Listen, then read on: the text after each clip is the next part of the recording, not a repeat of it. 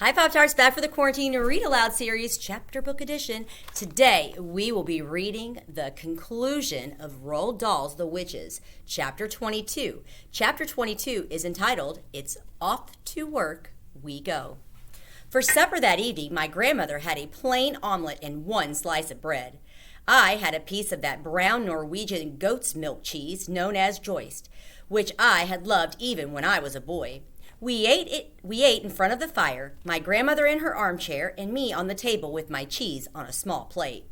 "Grandmama," I said, "now that we have done away with the Grand High Witch, will all the other witches in the world gradually disappear?"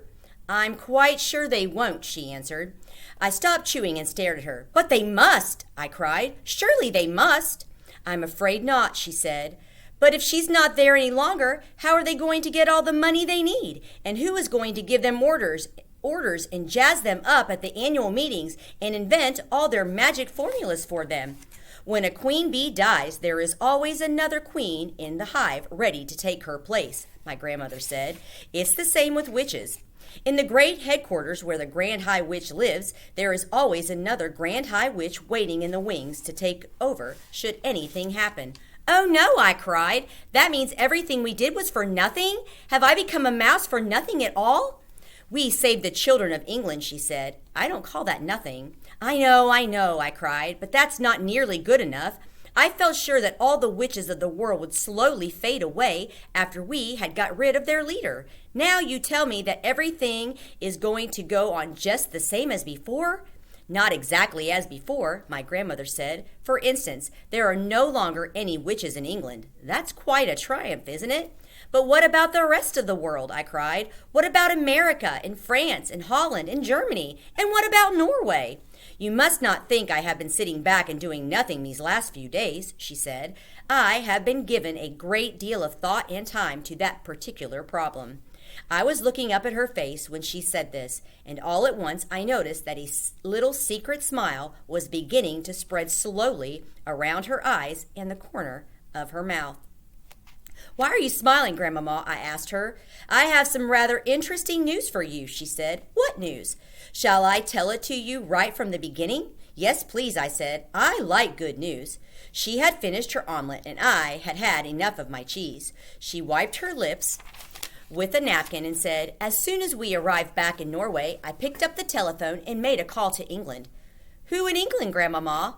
"To the chief of police in Bournemouth, my darling. I told him I was the chief of police for the whole of Norway and that I was interested in the peculiar happenings that had taken place recently in the Hotel Magnificent."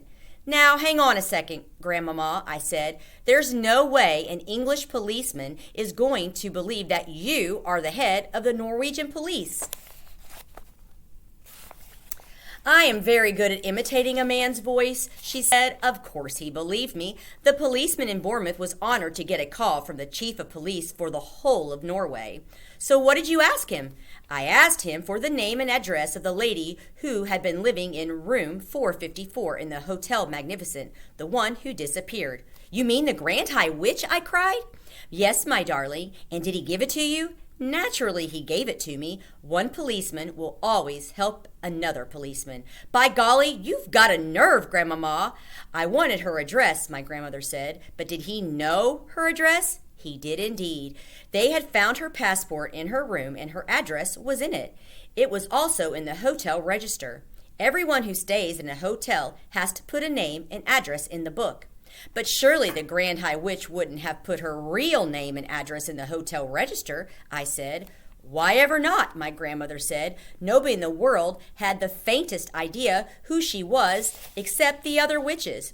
Wherever she went, people simply knew her as a nice lady. You, my darling, and you alone, were the only non-witch ever to see her with her mask off. Even in her home district, in the village where she lived, people knew her as a kindly and very wealthy baroness who gave large sums of money to charity. I have checked up on that." I was getting excited now. "And that address you got, Grandmama, that must have been the secret headquarters of the Grand High Witch." It still is, my grandmother said, and that will be where the new Grand High Witch is certain to be living at this very moment, with her retinue of special assistant witches. Important rulers are always surrounded by a large retinue of assistants. Where's her headquarters, Grandmama? I cried. Tell me quick, where is it?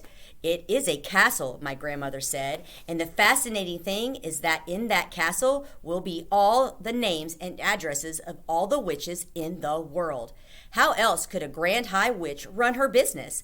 How else could she summon the witches of the various countries to their annual meetings? Where's the castle, Grandmama? I cried impatiently. Which country? Tell me quick. Guess, she said. Norway? I cried. Right first time, she answered, high up in the mountains above a small village. This was thrilling news. I did a little dance of excitement on the tabletop. My grandmother was getting pretty worked up herself, and now she heaved herself out of her chair and began pacing up and down the room, thumping the carpet with her stick. So we have work to do, you and I, she cried out. We have a great task ahead of us. Thank heavens you are a mouse. A mouse can go anywhere. All I have to do is put you down somewhere near the Grand High Witch's castle, and you will very easily be able to get inside it and creep around, looking and listening to your heart's content. I will, I answered. No one will ever see me. Moving about in a big castle will be child's play compared with going into a crowded kitchen full of cooks and waiters.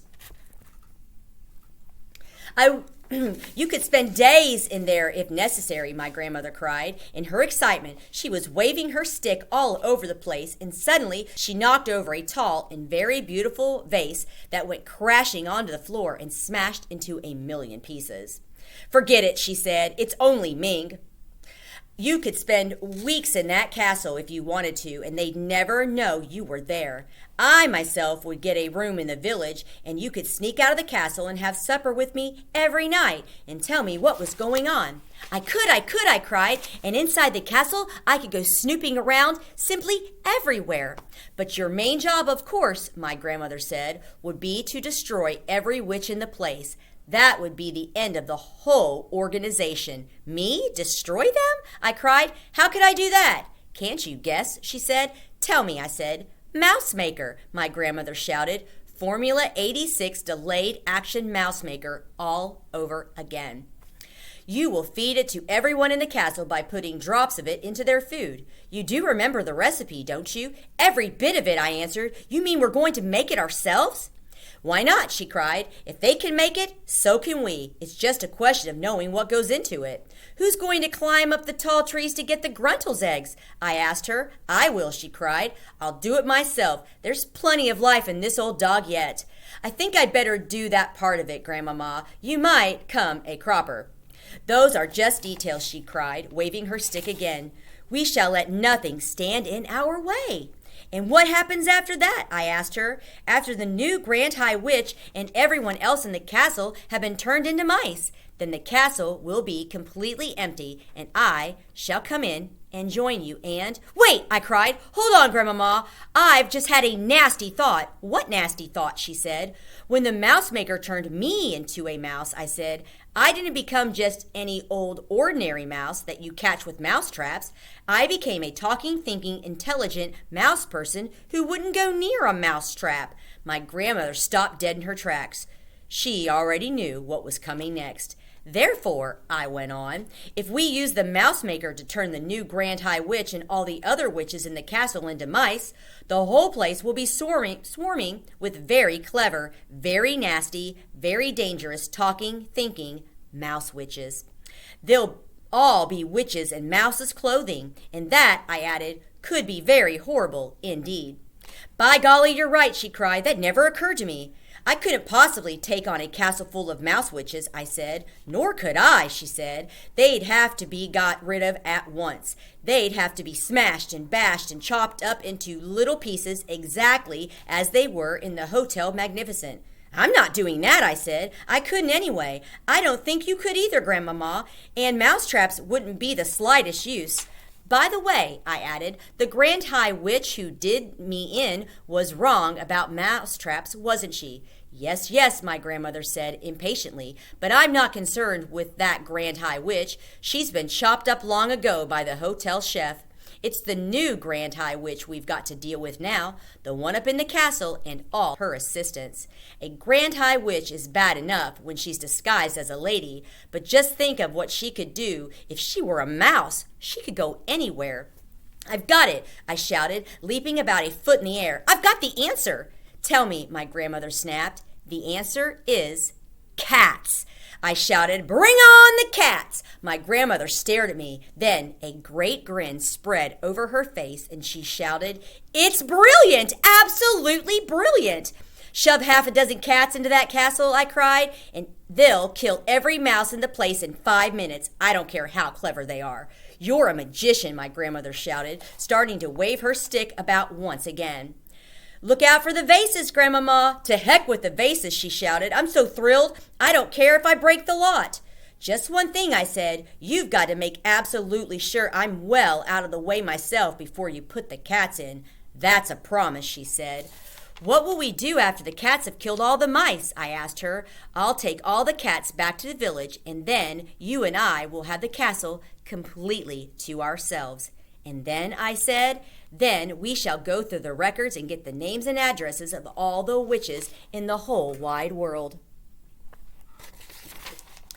"And after that," I said, quivering with excitement, "after that, my darling, the greatest task of all will begin for you and me. We shall pack our bags and go traveling all over the world. In every country we visit, we shall seek out the houses where the witches are living.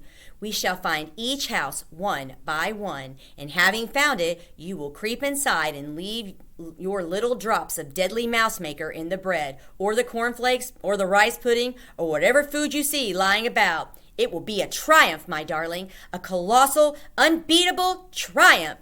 We shall do it entirely by ourselves, just you and me. That will be our work for the rest of our lives."